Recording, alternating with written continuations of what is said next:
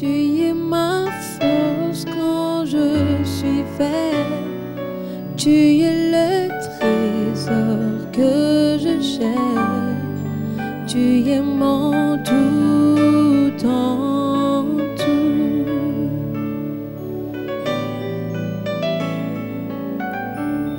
Je te cherche comme une précieuse perle.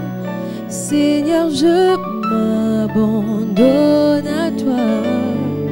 Tu es mon tout en tout. Oh, Jésus, agneau de Dieu, digne est ton nom. Jésus, agneau de Dieu, digne est ton nom. Oh oui, porte ma croix, mon péché, ma honte. Ressuscité, je loue ton nom. Tu es mon tout en tout. Oh oui, quand je tombe, tu me relèves. Quand je suis vide, tu me remplis.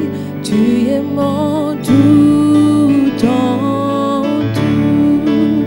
Oh oui, Jésus,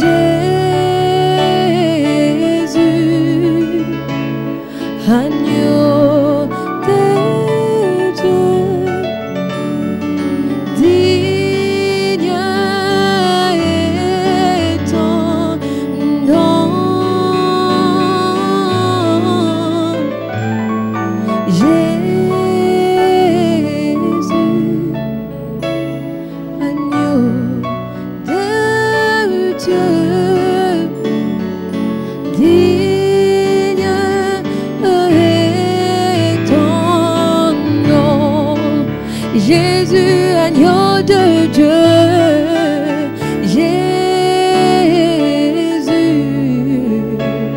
agneau de Dieu, digne est ton nom.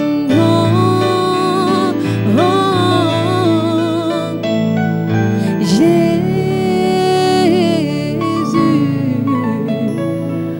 agneau de Dieu, digne est ton nom.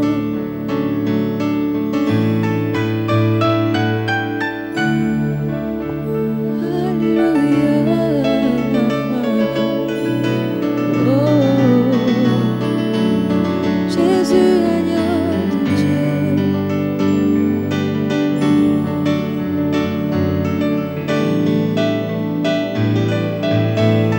Jésus, agneau de Dieu, tu es digne de louange, Seigneur. Alléluia.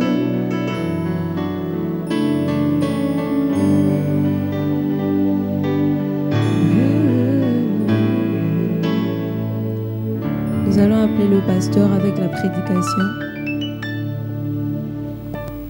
Shalom, fils et filles de Dieu, là où vous êtes, dans votre salon, dans votre chambre, dans votre véranda, peu importe où vous êtes, à vous tous, je dis shalom. Que le Seigneur vous bénisse richement. Nous sommes encore une fois heureux de nous retrouver. Nous sommes dans la 4e dimension avec la télévision et peut-être avec l'Internet aussi. C'est ainsi que vous pouvez nous suivre. Ce soir, je m'en vais vous parler sur la vocation céleste ou encore l'appel divin. Je préférais dire la vocation céleste parce que l'appel divin, Souvent, les gens pensent beaucoup plus à l'appel au ministère, etc. Mais ici, je parle de la vocation céleste, la vocation que Dieu a adressée à son peuple. Alors, sans tarder, je vais dire un mot de prière pour vous. Dieu Tout-Puissant, donateur de tout don excellent, nous voici rassemblés encore une fois dans le cadre, Seigneur, d'étudier ta parole. Seigneur, nous savons que en écoutant ta parole, c'est ainsi que nous ancrons la foi. Laisse que cette foi, Père, soit boostée, soit, Seigneur, activée, et que tu bénisses ton peuple au travers de ta parole. Alors qu'ils sont réunis là, je prie pour eux, je prie pour leur maison, Seigneur, je prie pour toutes les requêtes qu'ils ont sur le cœur, et puisse le glorieux Saint-Esprit le nourrir et le bénir, Seigneur. C'est ton peuple pour lequel tu as versé ton sang. Ainsi, je le bénis. Bénis cette parole que nous allons lire. Donne-moi l'inspiration et bénis-moi dans le nom de Jésus. Je prie ainsi au nom de Jésus. Amen. Alors, sans tarder, comme j'ai dit tout à l'heure, je vais vous parler sur la vocation céleste ou encore l'appel divin. Alors, je prends le passage de Genèse, chapitre 12, versets 1 à 3, juste pour avoir le fond, n'est-ce pas, sur lequel on peut parler. Je m'en vais lire alors. Genèse 12, verset 1 à 3. L'Éternel dit à Abraham, va-t'en de ton pays, de ta patrie et de la maison de ton père dans le pays que je te montrerai. Je ferai de toi une grande nation et je te bénirai. Je rendrai ton nom grand. Tu seras une source de bénédiction.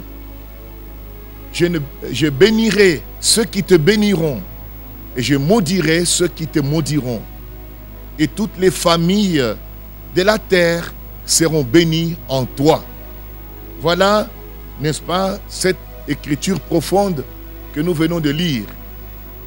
Là, il est dit, c'est Dieu qui s'adresse à Abraham et il lui dit, va-t'en de ton pays, de ta patrie et de la maison de ton père dans le pays que je te montrerai. C'est ça l'appel. Et il promet au verset 2, je ferai de toi une grande nation. Nous voyons que c'est au futur. Je te bénirai. Nous voyons que c'est au futur. Je rendrai ton nom grand. Voyez? Et tu seras une source de bénédiction. Donc, les choses dont Dieu parle ici, il ne les a pas encore faites. Mais il demande à Abraham de sortir de son pays et d'aller dans le lieu où l'Éternel l'a appelé. Et là, il dit, je ferai de toi une grande nation, je te bénirai, je rendrai ton nom grand, tu seras une source de bénédiction. Et puis je bénirai ceux qui te béniront et je maudirai ceux qui te maudiront et toutes les familles de la terre seront bénies en toi. Mais pour que Dieu réalise ces bénédictions ici, ces choses qu'il a promis, n'est-ce pas? Chaque fois que nous voyons tout ce qui est conjugué au futur là, ça veut dire que ce sont des promesses. Je ferai, je bénirai, je rendrai. Voyez? Alors, pour que Dieu réalise ces choses, il demande à Abraham de sortir, n'est-ce pas, de son pays. Il dit, va-t'en de ton pays. C'est au temps présent. Là, il ne parle pas au futur. Il dit, va-t'en de ton pays, n'est-ce pas, de ta patrie et de la maison de ton père, alors dans le pays que je te montrerai. Donc là, il va le lui montrer, mais déjà, il lui demande de sortir. Et les choses que Dieu a promis, n'est-ce pas, à Abraham, il le fera si Abraham sort de son pays, de sa patrie, de la maison de son père, et qu'il se rendait dans le lieu que l'Éternel va lui montrer.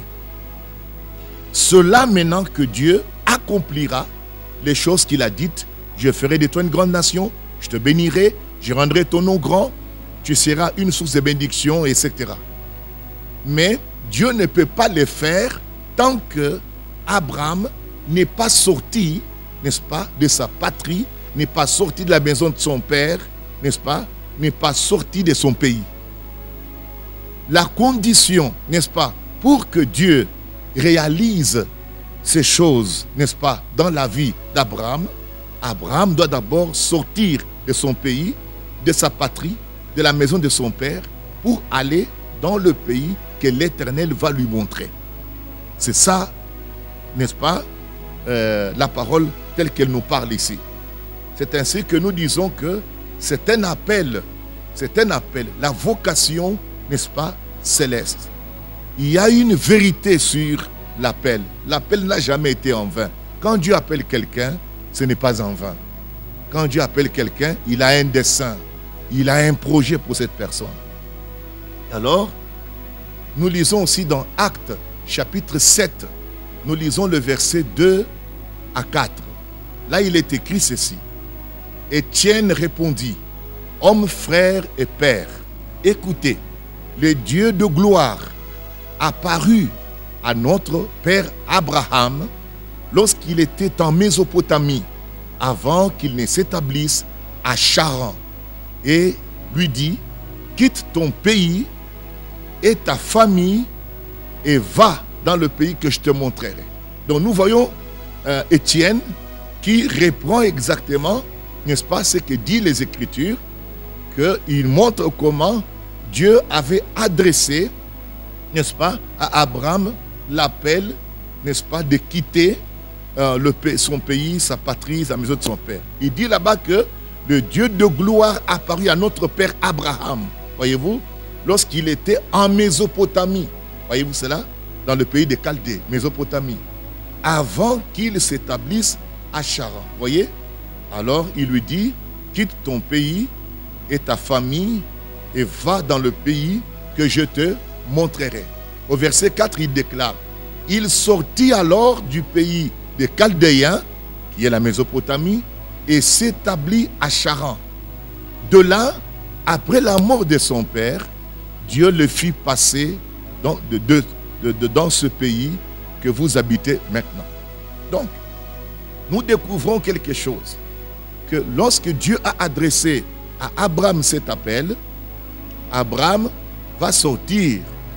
Mais la Bible, comme le dit ici à Étienne, il dit qu'il est venu s'établir à Charan.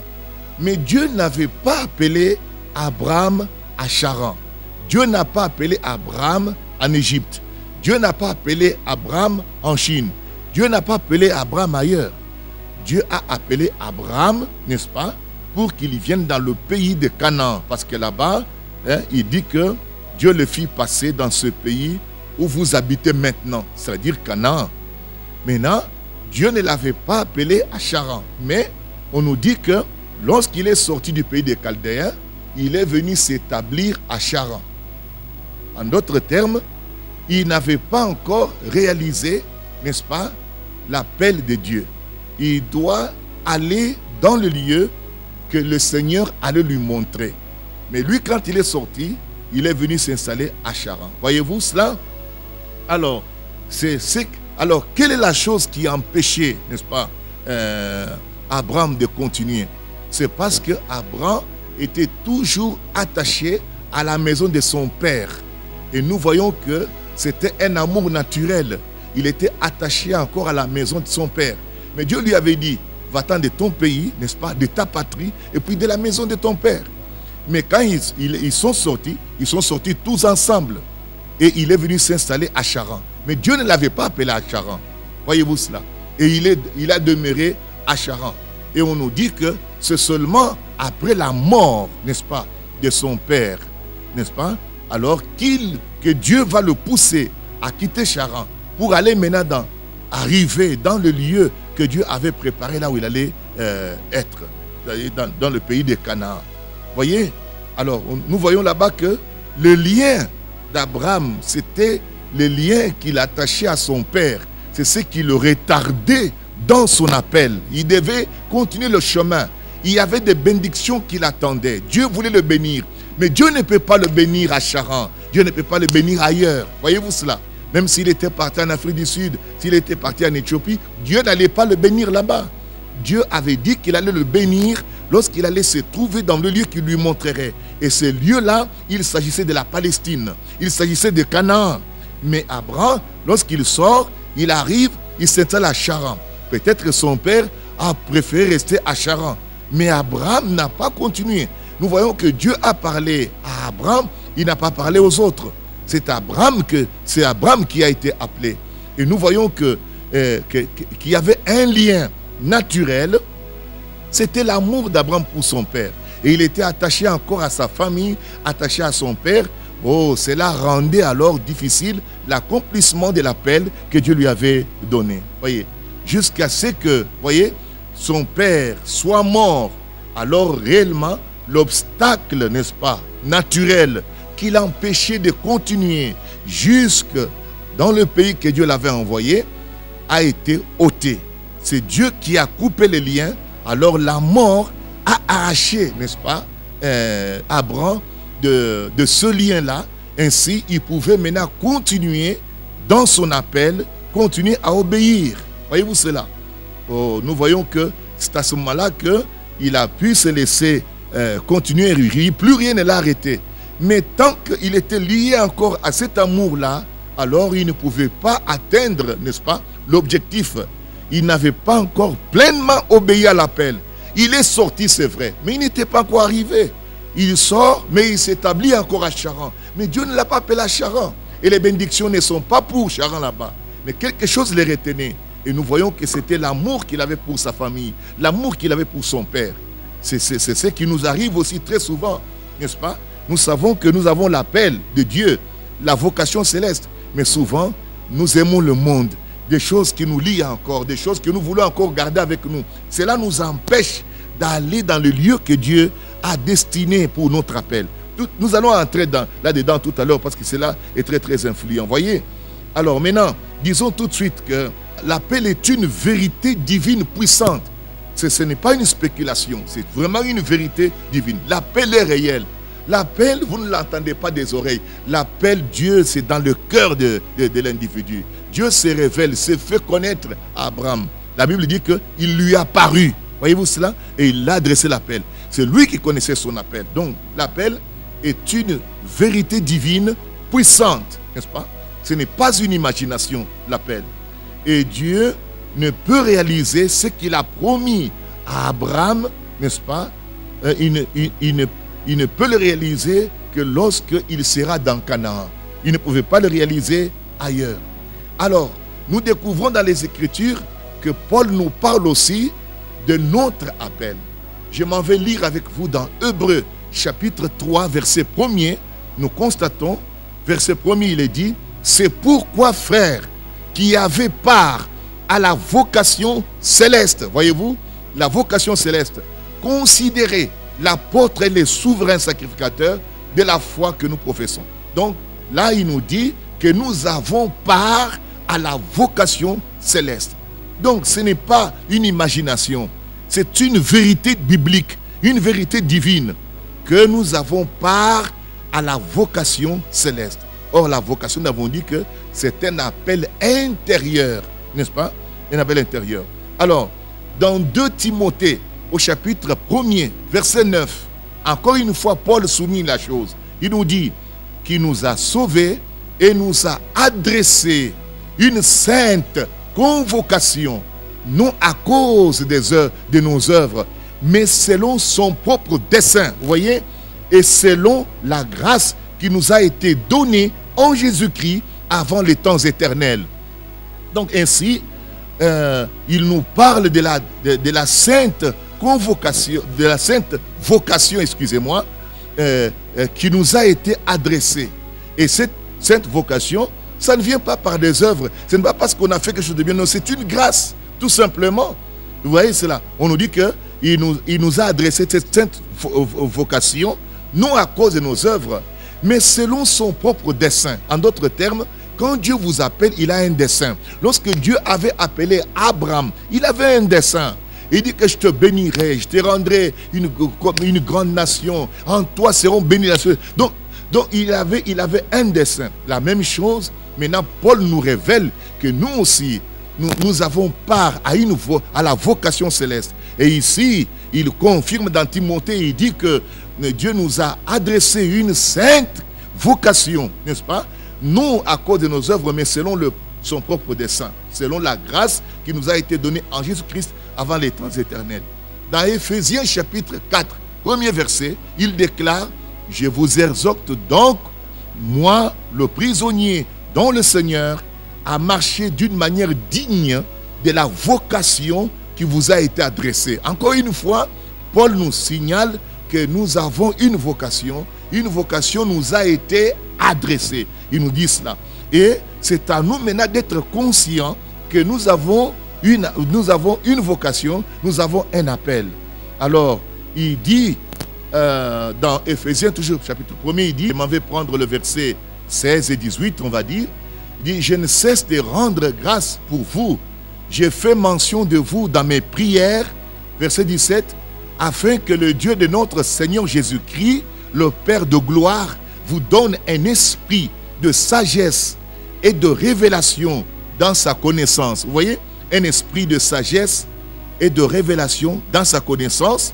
Verset 18, qu'il illumine les yeux de votre cœur, voyez-vous, pour que vous sachiez quelle est l'espérance qui s'attache à son appel. Vous voyez encore une fois, voyez-vous, quelle est la richesse de la gloire de son héritage qu'il réserve aux saints. Oh là là! Donc, cet appel n'est pas un appel en vain. C'est un appel, n'est-ce pas, pour des richesses, pour la gloire, pour l'héritage que Dieu réserve aux saints. Donc, et Pierre et Paul prient, il dit il prie, il dit, oh Dieu, ouvre-leur les yeux, que illumine leur compréhension, leur entendement, afin qu'ils voient, n'est-ce pas, ce qui est attaché, n'est-ce pas, à cet appel. Voyez, nous avons un appel divin et tu ne nous as pas appelés en vain. Alors, donc, pour atteindre, n'est-ce pas, ces bénédictions de Dieu, c'est un chemin, c'est un appel. Nous devons aller vers là. Mais les embûches ne manquent pas. La même chose avec Abraham. Voyez-vous, pour qu'il puisse obéir à cet appel, oh, Dieu a dû intervenir. C'est la mort, n'est-ce pas, qui a fait que Abraham maintenant pouvait se dégager et continuer la marche dans l'appel que Dieu lui avait adressé pour arriver dans le lieu que Dieu lui avait adressé. La même chose avec nous, n'est-ce pas? Le monde essaye de nous retenir parce que l'appel, c'est un appel depuis. On nous dit très bien ici. Nous voyons là-bas qu'il nous dit, cela c'est avant les temps éternels que Dieu avait déjà pensé à cette chose-là. Et maintenant, je voudrais dire, lorsque nous venons en Jésus-Christ, là je vais lire un peu le passage de Galates chapitre 6, verset 14. Là il est dit, pour ce qui me concerne, loin de moi la pensée de me glorifier d'autre chose que de la croix de notre Seigneur Jésus-Christ. Voyez-vous cela? On dit, par qui le monde est crucifié pour moi et comme je le suis pour le monde. Donc, avec la croix, oh là là, alors la croix, dans cette mort du calvaire, Dieu a coupé les liens du monde qui voulait encore nous retenir dans ce monde ici, pour que nous soyons capables de répondre à l'appel. Alors, les choses qui étaient attachées à nous, Dieu les a englouties dans la mort de Christ. Il nous a affranchis. La croix est pour nous comme la mer rouge était pour les enfants d'Israël. Alors, leurs ennemis ont été engloutis et Israël a traversé libre et pouvait se diriger vers la terre promise. La même chose pour nous. Une fois morts en Christ, nous avons été crucifiés avec lui. Nous sommes morts avec lui. Alors, nous sommes morts aux choses du monde. Les convoitises du monde, nous sommes morts aux convoitises. Nous sommes morts à ce monde. Nous sommes morts à toutes ces choses de ce monde ici. Pour que notre cœur ne soit plus attaché à l'Égypte, à ce monde. Mais notre cœur regarde à l'appel divin. Là où Dieu nous appelle pour aller dans le lieu de sa bénédiction. Là où il a prévu de nous bénir. Dans cette vocation céleste. Voyez-vous, nous ne glorifions pas notre église, notre assemblée, notre groupe, etc. Non, nous nous glorifions de la croix de notre Seigneur Jésus-Christ. Pourquoi? Parce que par la croix, le monde a été crucifié pour moi, pour toi. Le monde a été crucifié.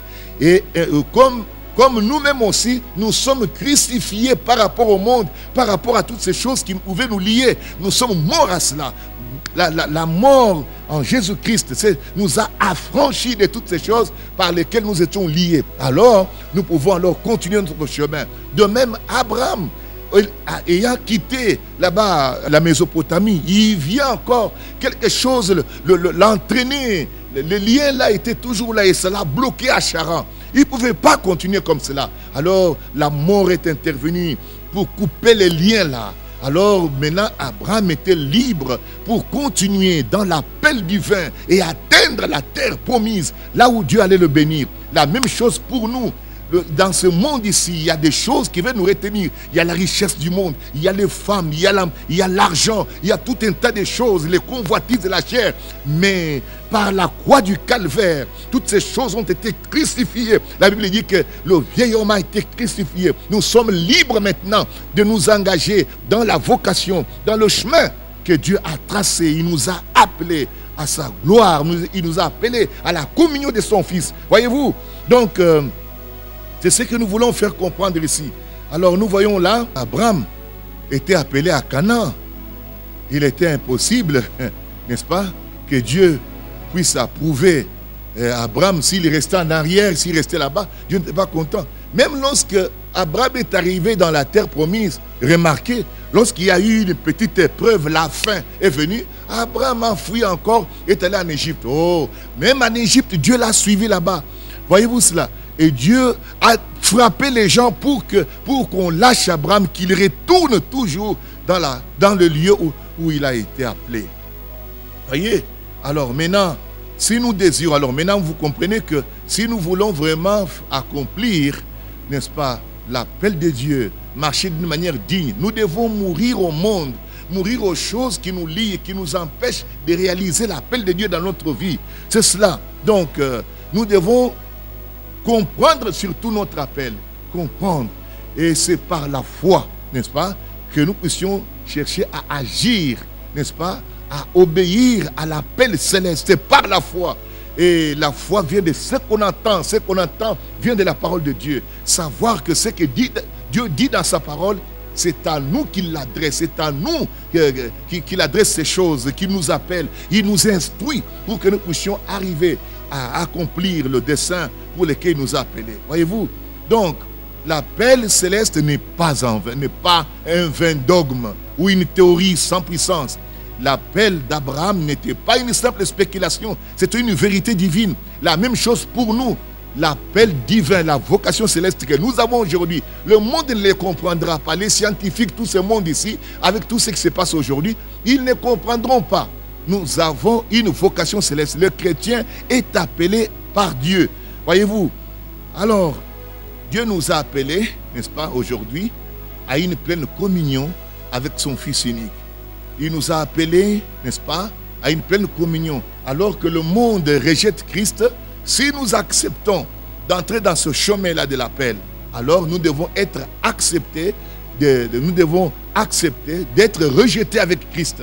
Voyez-vous, nous devons aussi accepter d'être reçus avec Christ devant le Père. Voyez, donc c'est exactement cela. Donc Christ est pour nous la seule porte de sortie.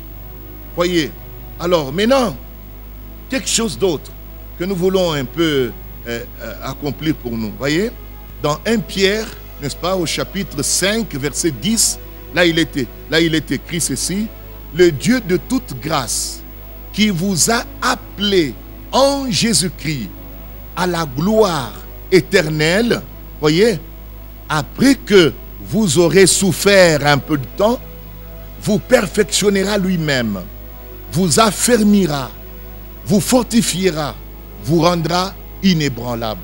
Voilà encore une fois Pierre qui vient souligner, n'est-ce pas, la vérité de l'appel. Il dit, après que vous aurez souffert un peu de temps, écoute ce qu'il dit, il vous perfectionnera lui-même, il vous affermira. 2, 3, il vous fortifiera. 3, 4, il vous rendra inébranlable. Voilà les choses que Dieu va faire. Mais Dieu ne peut pas faire ces choses tant que nous traînons dans le monde, tant que nous sommes dans les dénominations, tant que nous traînons encore dans les choses qui nous lient. Comme Abraham était lié par ses liens naturels, il ne pouvait pas arriver dans le lieu que Dieu l'avait prédestiné. La même chose pour nous. nous ne devons pas traîner nos pieds à être membres des capitales de l'église, des membres d'église. Non, Dieu ne nous a pas appelés pour être des catholiques, des protestants, des kimagistes. Dieu ne nous a pas appelés cela. Dieu a un dessein. Il nous a appelés plus loin, en Jésus-Christ. C'est là où il a promis de nous bénir, de nous rendre inébranlables, fortifiés.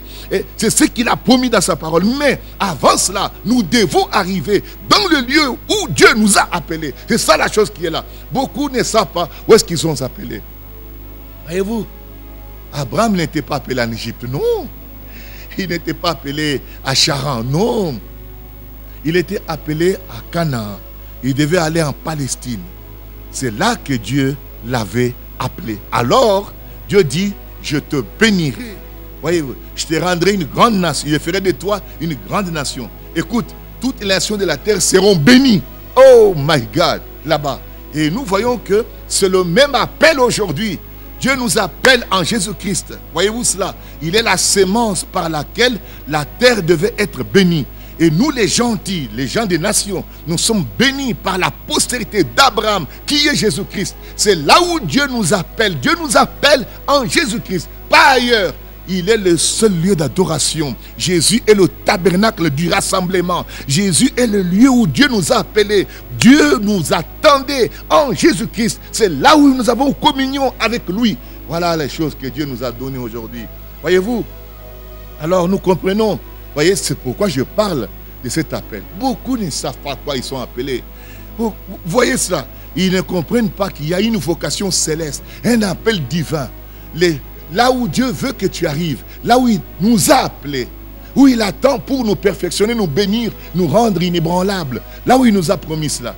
Mais il ne peut pas le faire tant que nous traînaillons dans l'église. Nous sommes encore dans l'église, nous sommes encore des diacres, des capitans de ceci. Nous cherchons des postes sur la terre, nous cherchons à être ceci, cela. Non, notre vocation est plus haut que cela. Voyez, notre vocation est plus haut que cela. Béni soit son Saint-Nom. Que son nom soit glorifié à jamais. Voyez-vous? Donc, dans 2 Thessaloniciens, chapitre 1er, versets 11 et 12, il déclare, c'est pourquoi aussi nous prions continuellement pour vous, afin que notre Dieu vous juge digne de la vocation. Vous voyez cela? Cette vocation-là, vous devez être digne. Voyez, digne de la vocation. Et qu'il accomplisse par sa puissance tous les desseins bienveillants de sa bonté et l'œuvre de votre foi. Voyez-vous cela? Donc, verset 12, pour que le nom de notre Seigneur Jésus soit glorifié en vous. Vous voyez, le nom de Jésus doit être glorifié dans nos vies et que vous soyez glorifiés en lui. Écoute la chose, selon la grâce de notre Dieu et du Seigneur Jésus-Christ. Oh mon Dieu, la pleine réalisation du dessein de Dieu dans notre vie dépend de notre pleine obéissance, n'est-ce pas, et de notre plein engagement dans son appel. Et cet appel, nous savons là où nous devons aller. Il nous appelle en Jésus-Christ. Il ne nous appelle pas la paroisse, non. Non, pas dans une paroisse. Il nous appelle en Jésus-Christ. Et comment on entre en Jésus-Christ? 1 Corinthiens chapitre 12, verset 13, c'est ça, oui. Il est dit là-bas, nous avons tous en effet été baptisés dans un seul esprit pour former un seul corps. Voyez-vous cela? Le corps là, c'est ça l'église. Et nous sommes appelés à occuper notre place dans le corps mystique de Christ. Le seul lieu où Dieu nous accueille. On y entre par le baptême du Saint-Esprit. Ce n'est pas par le baptême d'eau. Ce n'est pas par une salutation. Ce n'est pas par une adhésion. Non. Nous entrons dans le corps de Christ, n'est-ce pas, par l'expérience du Saint-Esprit. Et là, chacun de nous est membre du corps. Nous sommes son corps en tant que son église. Voyez, nous avons communion avec lui. Nous lui appartenons. Nous sommes son corps. Et lui, il est la tête, nous sommes le corps. Voilà la vérité. Voyez-vous cela? Oh mon Dieu, merci Seigneur Jésus-Christ. Donc, nous voyons là que Abraham avait dû obéir. Et ainsi, Dieu a béni Abraham, effectivement, comme il avait dit. Maintenant, la même chose pour nous. Nous sommes appelés, comme disait Pierre tout à l'heure, le Dieu de toute grâce, n'est-ce pas? Verset 10, n'est-ce pas? 1 Pierre 5, 10, comme il avait dit là. Le Dieu de toute grâce qui vous a appelé en Jésus-Christ. Voilà où nous sommes appelés. À sa gloire éternelle. Après que vous aurez souffert un peu de temps, voyez-vous, il y a toujours des embûches. Mais vous perfectionnera. Ce n'est pas que je vais me perfectionner moi, non. Lui, il nous perfectionnera lui-même. Voyez-vous cela? Et il nous affermira lui-même. Et il nous fortifiera lui-même toujours. Et il nous rendra inébranlables. Voyez-vous cela? La perfection signifie il va achever son travail. Ça sera un travail fini. Un salut complet. Où nous sommes comme Jésus. Où nous sommes rachetés, établis. Il dit, il nous affermira. Ça signifie tout ce qui est faible sera fortifié. Il nous fortifiera, il va nous défendre, il va nous donner la force pour résister à tout ce qui viendra contre son dessein. Et il va nous rendre inébranlables. Rien ne peut nous ébranler. Il a dit que je bâtirai mon église et les portes du séjour des morts ne prévaudront point contre cette église. Voilà ce qu'est la véritable église de Jésus-Christ. Et nous disons là que nous devons d'abord être dans ce lieu-là, n'est-ce pas? Si on n'est pas dans ce lieu-là, on ne peut pas être béni. Voyez-vous, le lieu que Dieu a choisi, n'est-ce pas? Ou le lieu qu'il a choisi, c'était en Jésus-Christ. Et Jésus-Christ est le lieu d'adoration de Dieu, n'est-ce pas? L'adoration, ce n'est pas n'importe où. La femme a demandé à Jésus, vous les Juifs, vous dites qu'il faut adorer à Jérusalem. Et nous les Samaritains, nous disons qu'il faut adorer sur la montagne. Jésus a dit, femme, crois-moi, l'heure vient et elle est déjà venue où les vrais adorateurs, voyez-vous, les vrais, les véritables, adoreront le Père. Voyez, pas n'importe qui, adoreront le Père en esprit et en vérité. Ils ne vont pas adorer Branham, ils ne vont pas adorer les hommes. On ne peut pas adorer des créatures. Ils adoreront le Père en esprit et en vérité. Ça ne sera plus n'importe où. Voyez-vous cela? La vérité, c'est Jésus. L'esprit, c'est Jésus. Donc, lorsque vous êtes en Christ, alors vous pouvez maintenant adorer. Voyez? Donc, il est le lieu d'adoration de Dieu. Maintenant, on nous dit, oh Seigneur, dans Thessaloniciens, toujours comme je le disais tout à l'heure, il est dit, c'est pourquoi aussi nous prions continuellement pour vous. Voyez? Afin que notre Dieu vous juge digne de la vocation. Voyez-vous cela? De la vocation. Et qu'il accomplisse par sa puissance les desseins bienveillants de sa bonté et l'œuvre de votre foi. Donc, cela dépend de quoi? Cela dépend maintenant, n'est-ce pas, de notre obéissance à ce que Dieu a dit. Donc, la pleine réalisation du dessein de Dieu dans notre vie dépend de notre pleine obéissance à son appel, de notre engagement dans son appel. Voyez-vous cela? Il nous a appelés en Jésus-Christ. Voyez-vous, la Bible dit que ceux qu'il a connus d'avance, il les avait prédestinés à être semblés à l'image de son Fils. Ensuite, il dit, ceux qu'il a connus d'avance, là, il les a aussi appelés. Et puis il les a justifiés. Puis il les a glorifiés. Voyez-vous? Alors, pour marcher d'une manière digne de cet appel, nous devons savoir si nous sommes appelés. Voyez-vous cela? Nous devons savoir où sommes-nous appelés, comme je disais tout à l'heure. Nous ne sommes pas appelés en Kamba, ou bien à la forêt, ou bien à Jérusalem, ou bien aux États-Unis, à Kentucky, ou quelque... Non, pas du tout. Nous sommes appelés en Jésus-Christ. Voilà la chose. Et comment on entre en Jésus-Christ? Par le baptême du Saint-Esprit. Ça signifie que je dois commencer par croire. Et quand je crois, je suis justifié. Ensuite, je suis sanctifié du Saint-Esprit. Et ensuite, je suis baptisé du Saint-Esprit. Je suis dans le corps mystique de Christ. Là, maintenant, je suis dans le lieu en question. Maintenant, Dieu étant arrivé en Christ maintenant, Dieu va me perfectionner. Voyez-vous cela? Il va m'affermir, il va me fortifier, il va me rendre inébranlable. Dieu maintenant va réaliser les promesses qu'il avait faites. Quelles sont ces promesses? Ce dessein-là, ce dessein, c'était que nous serons l'image de son Fils. En d'autres termes, nous serons exactement ce qu'il a dit que nous serons. Mais ce qu'il faut, c'est quoi? Nous devons d'abord nous trouver dans le lieu où il nous a appelés. Alors, nous devons savoir quand, comment et où. Voyez-vous cela?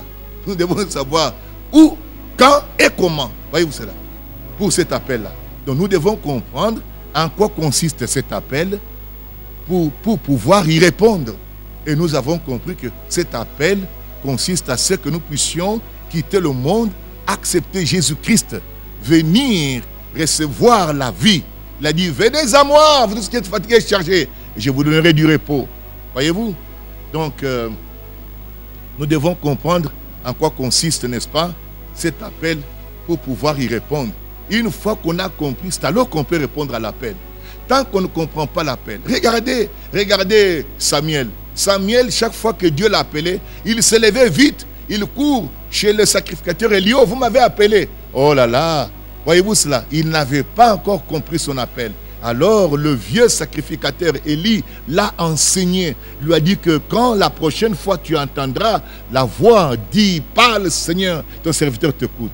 Lorsqu'il l'a fait, oh, il a compris. Dieu s'est approché et a commencé à lui parler, lui adresser le message. Voyez-vous? Donc, que l'Église ne perde pas sa vocation. Nous ne sommes pas appelés à la politique. Nous ne sommes pas appelés à faire des ONG. Nous ne sommes pas appelés à cela.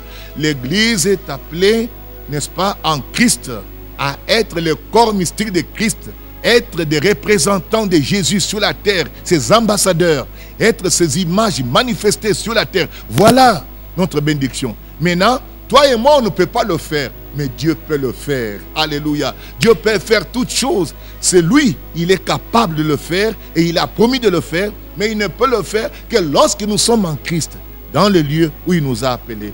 Gloire à Jésus. Donc, comme je disais tout à l'heure, la pleine réalisation du dessein de Dieu dans notre vie dépend de notre pleine obéissance, n'est-ce pas, et engagement dans son appel.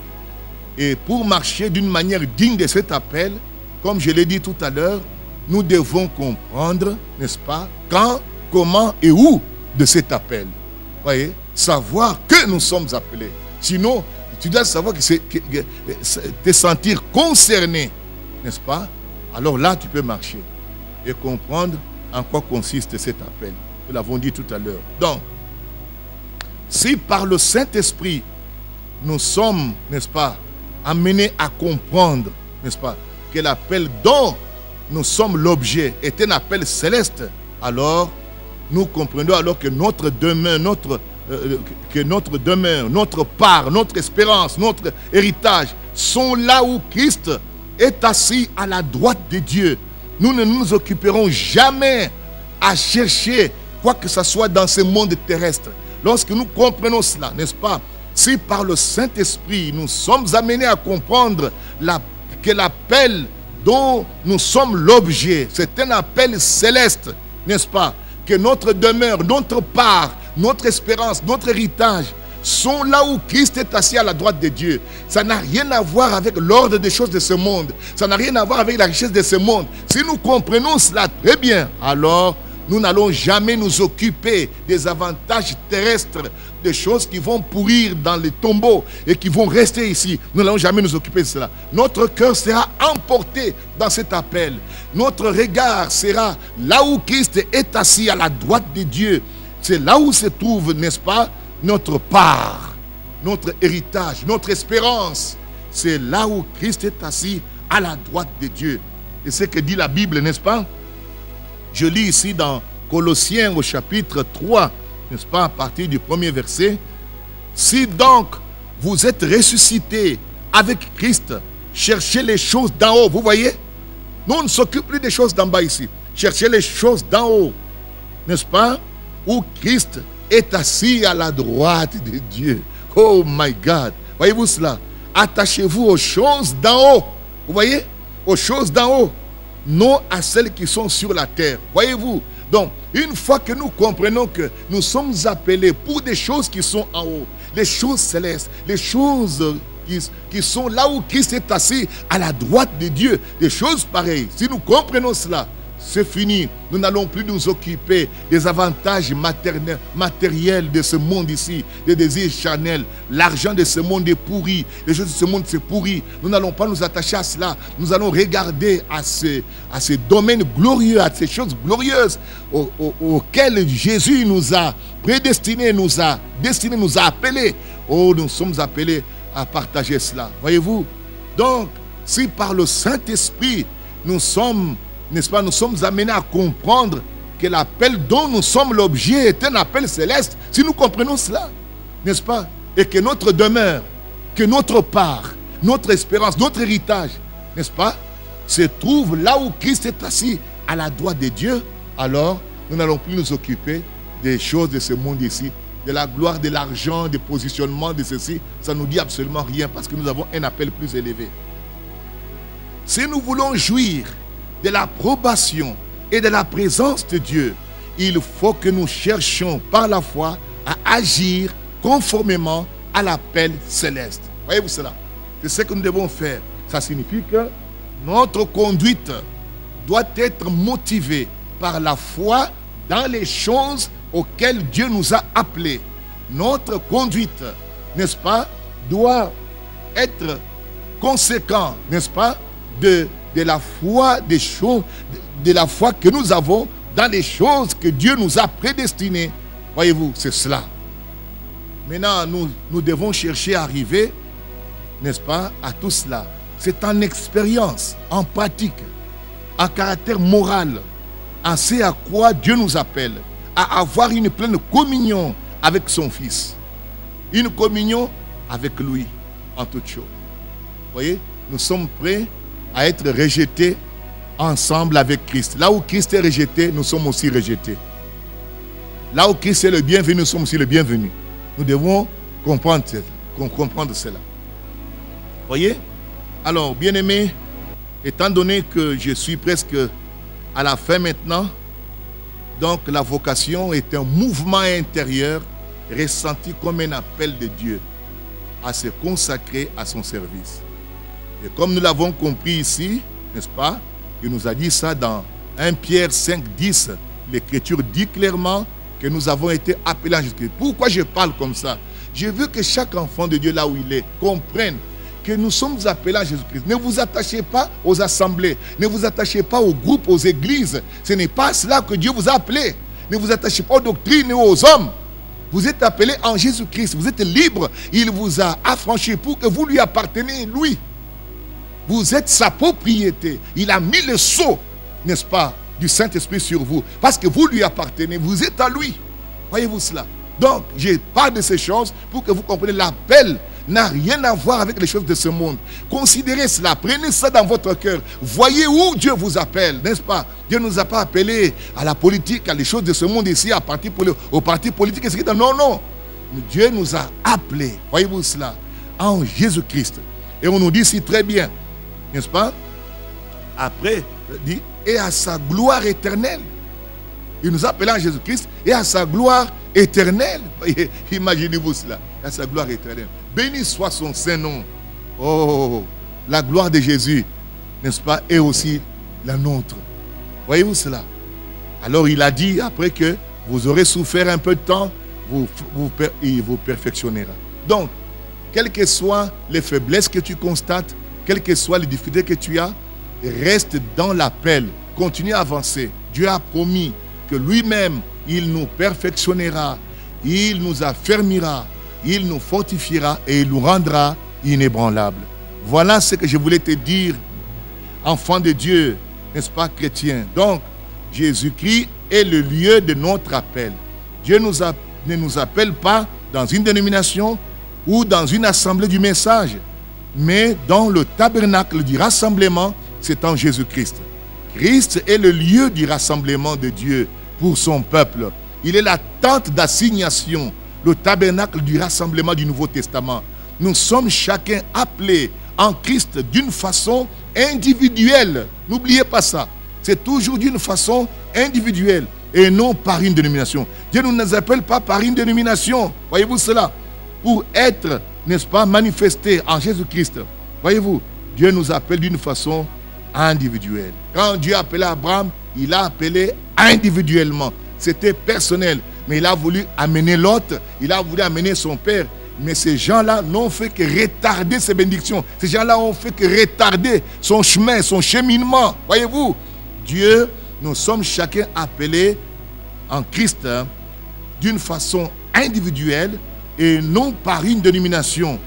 pour être membre du corps de Christ. C'est là où nous sommes appelés comme ça. Être membre du corps de Christ. Voyez-vous, c'est là en Jésus que nous devons avant tout nous retrouver afin que Dieu réalise pleinement les promesses qu'il nous avait faites.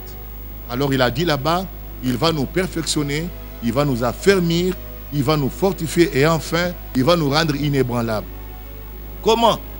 En étant l'image et la ressemblance de Christ. Nous serons exactement cela. Il va accomplir ces choses. Il ne peut pas se tromper. Dieu dit la vérité.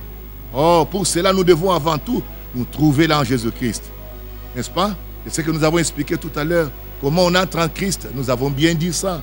N'est-ce pas? Par le baptême du Saint-Esprit. Donc, on commence par accepter. La Bible dit que Pierre, ils ont dit à Pierre et aux autres apôtres, mon frère, que ferons-nous?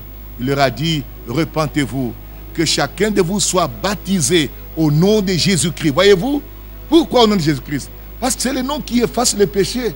Pierre a dit, tous les prophètes rendent de lui le témoignage que quiconque croit en lui reçoit par son nom le pardon de péché. C'est pourquoi tu dois recevoir le baptême au nom de Jésus-Christ. Et quand on te baptise au nom de Jésus-Christ, que dit la Bible? Et vous recevrez le don du Saint-Esprit, car la promesse est pour vous. Quelle promesse? La promesse du Saint-Esprit. Car la promesse est pour vous, pour vos enfants, voyez-vous, et pour tous ceux qui sont au loin, même en RDC. Voyez-vous cela, n'importe où. La promesse est pour vous. Quelle promesse? Du Saint-Esprit. Alors Dieu vous donnera le Saint-Esprit. Tant que vous n'avez pas reçu le Saint-Esprit, vous n'avez pas encore cru. Jésus a dit, celui qui croit en moi, les sources d'eau vive couleront de son sein, comme dit l'Écriture. Il parle de l'Esprit que devaient recevoir ceux qui croiraient. Tu ne peux pas croire en Jésus sans recevoir le Saint-Esprit. Le Saint-Esprit est la promesse. Éphésiens 1er dit quoi? En lui, vous aussi, après avoir entendu la parole de la vérité, l'évangile de votre salut, vous avez cru. Voyez-vous cela? Et vous avez été scellés du Saint-Esprit qui avait été promis, lequel est un gage de notre héritage. Donc, une fois que vous avez reçu le Saint-Esprit comme ça, vous êtes maintenant en Christ. Maintenant en Christ, Dieu a promis qu'il va vous perfectionner, il va vous fortifier, il va vous affermir, il va vous rendre inébranlable. Cela doit arriver, c'est lui qui va le faire, pas toi, pas moi. Ne regarde pas tes faiblesses ou quoi que ce soit, regarde à Dieu qui a fait la promesse. Même lorsque Abraham était fatigué, il ne pouvait pas avoir des enfants. Et puis Sarah était devenue vieille, il ne pouvait pas allaiter ni avoir des enfants. Malgré cela, la promesse était toujours là. Et qu'est-ce que Dieu a fait? Dieu a changé leur corps. Il a changé le corps d'Abraham. Il a changé le corps de Sarah. Ils ont eu l'enfant là. Peu importe les faiblesses, voyez-vous que tu as, reste dans Christ. Reste dans le lieu où Dieu nous a placés. Alors, il va te perfectionner, il va te fortifier, t'affermir, te fortifier, te rendre inébranlable. Tu seras exactement comme Jésus est, parce qu'il nous l'a dit, et c'est ce que nous sommes. Voilà ce que je voulais vous partager ce soir. Par la grâce de Dieu, je m'en vais terminer en vous lisant un tout petit peu le chapitre 2 des Thessaloniciens, verset 12, il est dit, de marcher d'une manière digne de Dieu, qui vous appelle à son royaume et à sa gloire. Voyez, Dieu nous appelle à son royaume et à sa gloire. Et ce royaume, vous savez, non? Il a dit quoi? Il dit, si un homme n'est né d'eau et d'esprit, il ne peut entrer dans le royaume. Vous voyez, toujours le Saint-Esprit. Il n'y a pas une autre façon. Que Dieu vous bénisse richement, voyez, et qu'il vous donne, n'est-ce pas, de comprendre votre appel. De rester ferme. Nous ne sommes pas appelés aux choses de ce monde, nous sommes appelés plus haut que cela. Voyez? Plus haut que cela.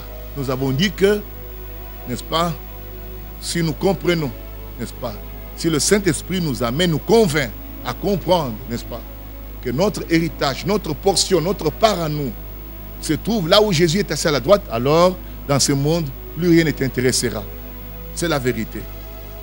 Merci Seigneur, pour cette parole que tu avais donnée pour ton peuple. Maintenant, je vais prier pour toi, fils et fille de Dieu. L'exhortation était pour que tu demeures en Christ. Et si tu n'as pas encore le Saint-Esprit, tu n'es pas encore en Christ. On ne te demande pas d'être dans l'assemblée, d'être dans l'église. Non, on te demande d'être en Christ. En Christ, c'est par le Saint-Esprit. C'est la seule façon. Maintenant, je m'avais prié pour toi. Tu peux lever la main là où tu es, au nom de Jésus-Christ. Notre Père Céleste, donateur de tout don excellent, par le Saint-Esprit, tu nous as montré que Abraham était appelé. Tu l'avais appelé de sortir de son pays et que tu allais le bénir lorsqu'il allait arriver dans le pays là où tu l'avais appelé. Mais nous voyons qu'il y avait des embûches, mais tu l'as aidé jusqu'à ce qu'il est arrivé dans le lieu et tu l'as béni. Nous comprenons aussi que nous avons part à la vocation céleste. Tu nous as appelés et nous avons compris que tu nous as appelés en Jésus-Christ. La Bible dit que ce n'est pas pour la nation seulement que Jésus est mort, mais c'était afin de rassembler en un seul corps les enfants de Dieu dispersés. Seigneur, nous savons que nous sommes tous baptisés dans un seul esprit pour former un seul corps. C'est le lieu où tu nous as appelés en Christ. Maintenant, je prie pour tes enfants qui ont levé la main. Seigneur, visite toute personne avec le Saint-Esprit. Seigneur, fais qu'il trouve aussi sa place. Je sais que tu as prédestiné tout un chacun, tes fils et tes filles. Je prie, Seigneur, de les séparer de tout ce qui peut les empêcher de continuer leur vocation. Oh Dieu, je prie que la mort vienne et sépare chaque fils et fille de Dieu, Père, des choses du monde, des attraits du monde, de l'argent, de quoi que ce soit, de la gloire de ce monde, mais que nous, du péché, mais que nous soyons totalement engagés dans ton appel en Christ. Et là, tu as promis que tu vas nous perfectionner, tu vas nous fortifier, tu vas nous affermir et tu vas nous rendre inébranlables. Bénis-les, Seigneur, je te les confie. Ce n'est pas dans une assemblée quelconque que nous sommes appelés en Christ. Et c'est là où je les exhortais, je les bénis et je prie pour eux que cette prédication soit une bénédiction pour tout un chacun, que leurs yeux spirituels s'ouvrent et que les bénédictions, l'accomplissement de toutes ces choses dépend, Seigneur, de notre obéissance, Seigneur, et de notre engagement dans cet appel. Bénis-les richement au nom de Jésus. Je prie ainsi. Amen. Je prie aussi pour votre dîme et votre offrande. Je prie pour vous tous, même ceux qui sont malades. J'ai prié pour quelques personnes qui m'ont téléphoné, qui étaient malades. Et je crois que Dieu les bénit. Au nom de Jésus-Christ, je prie, Père, laisse que tu bénisses tous ceux qu'ils entreprennent. Bénis ceux qu'ils touchent, ceux qu'ils font comme travail.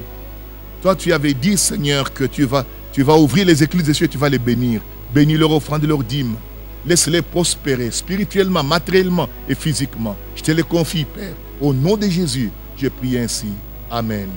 Merci Seigneur. Shalom Église, shalom peuple de Dieu, shalom mes soeurs, shalom mes frères, là où vous êtes, shalom, que Dieu vous bénisse richement. À la prochaine. Bye.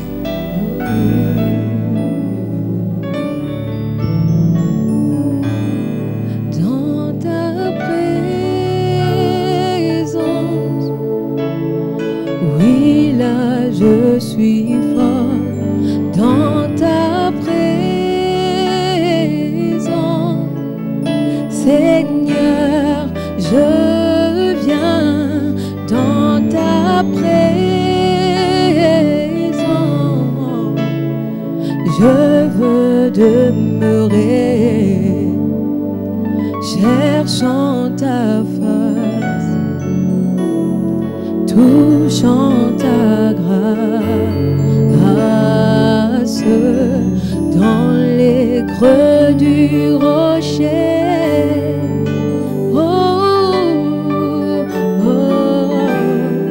dans ta présence, Seigneur, j'aime me cacher où l'esprit du mal ne peut me toucher.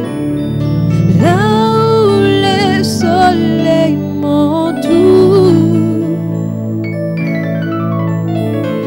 oui, je veux être où la honte et ténèbres ne me touchent pas. Dans ta présence, Seigneur, oh oui, dans ta présence, oui, là je suis fort. Dans ta présence, Seigneur, je viens dans ta présence. Je veux demeurer, cherchant ta face, touchant ta grâce. Oh oui, dans les creux du rocher. Oh oui, dans ta présence.